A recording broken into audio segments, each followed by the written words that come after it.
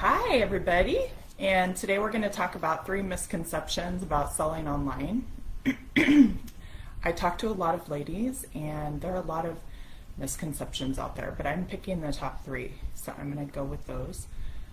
Let me make sure that my sound is working and everything's on. So it appears so. Let me know if you can hear me by putting yes in the chat, if you would.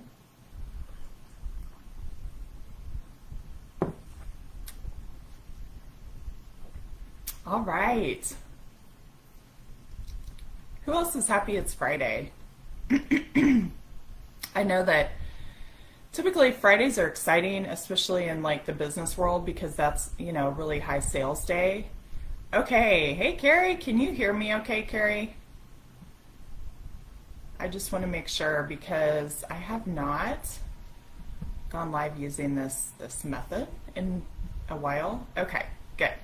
Okay, so today we're talking about 3 misconceptions with selling online. I'm going to keep it to 30 minutes or less. So if you can stick around, stick around. If not, the replay will be in this group. So number 1 is, well, first I'll tell you what they are. The first one is that anyone can do it. Second, you don't need an online store. And third, that you need thousands of dollars to get started. The first one, anyone can do it. This is something that I used to think, right? I used to think that everyone can't hear very well. Okay. Try turning up your volume, Evelyn, and see if that can help you. It depends on different devices work differently. Okay, so you have to be driven. So first of all, if you're not successful at selling online, I can tell you that you do not have a strong enough why. And when I say why, I mean why in quotes. So when you start a business, you have to know why you're doing it, right? Because things are not always going to be easy, and you have to have a reason that you're doing it that is super strong. Because if you don't, think about if you've done something that you're not really into, and think about when times get hard doing that thing, do you feel like pushing through or do you want to just stop? That's the difference. So your why has to be strong enough that it will keep you pushing through when times get tough, because they will. It is challenging to own your own business. It is not like you go to work and get a paycheck and just do your job and leave. It is the complete opposite of that. The security's gone, you have to think a lot more because you don't have someone telling you what to do. So it's not like my old job, I was a programmer and I would go and she would say, okay, today here's your project and you have this much time to get it done. And that was it.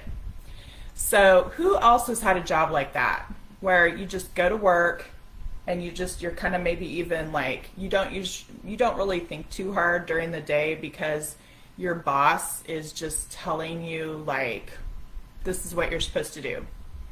Or I had a job when I was 14. I worked at a lawn and garden place and I was a cashier. So I just showed up at the job, I did my cashier work and I left and I got a paycheck. I didn't have to think really about what I needed to do. There was a job description, it was all laid out for me.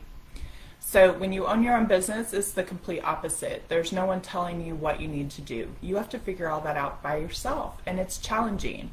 So when things do get challenging, you have to know why you're doing it, right? So my why when I first started was I wanted to be able to work for myself so that I could stay home with my kids, because I had a young son back in 2003, and I would drop him off at daycare, at 7 in the morning, and I would come pick him up at 5:30 in the afternoon.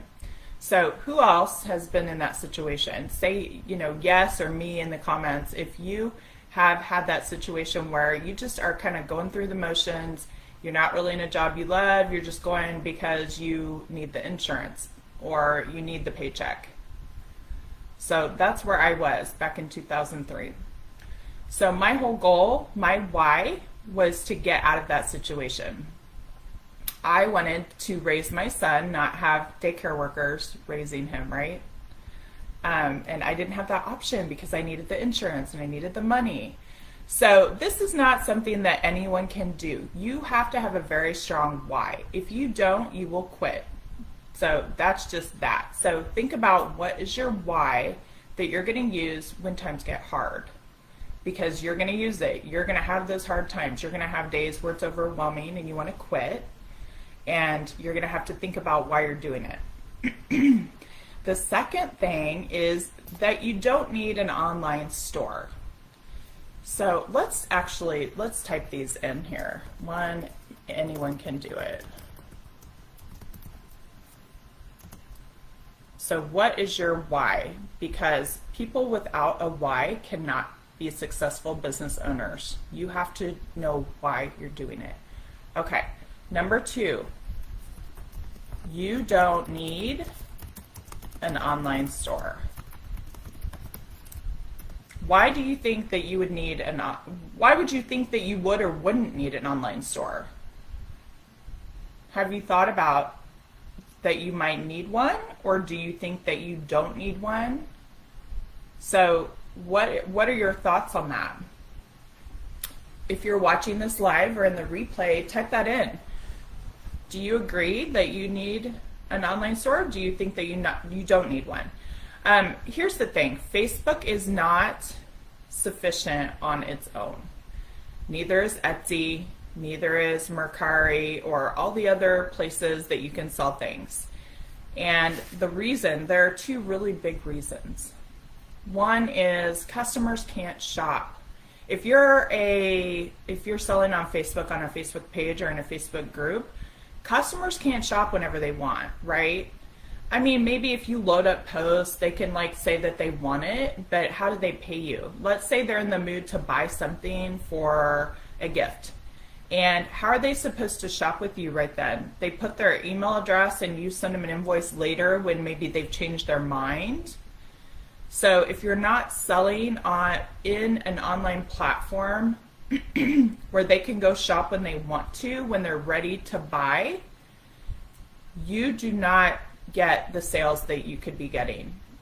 So when you have an online website, for example, I'm on Shopify, my store's open 24 hours a day. If someone wants a pair of shoes, they can go buy them right then.